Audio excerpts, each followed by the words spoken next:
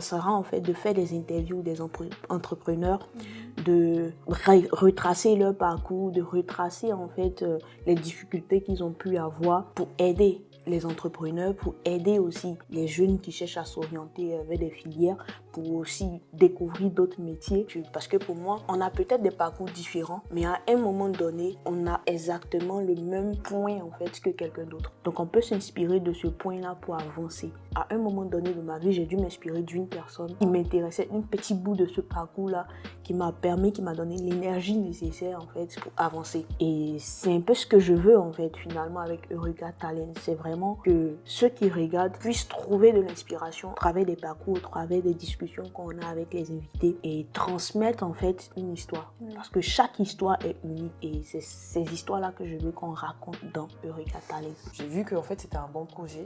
Le fait de mettre des histoires des personnes en avant, ça permet à chacun de s'identifier et de savoir que finalement, comme tu l'as dit, on est tous connectés quelque part. Que chaque histoire a le mérite d'être mise en lumière. Donc c'est un projet qui m'a tout de suite parlé. Et ça me rappelle une citation de Michelle Obama qu'elle donne dans son livre Devenir. Tout le monde sur Terre a une histoire particulière qui a le mérite d'être mise en lumière. Donc chacun de nous est porteur d'une histoire invisible. Voilà, c'est ça qui m'a sauté aux yeux, d'une histoire invisible et qui méritait d'être considérée.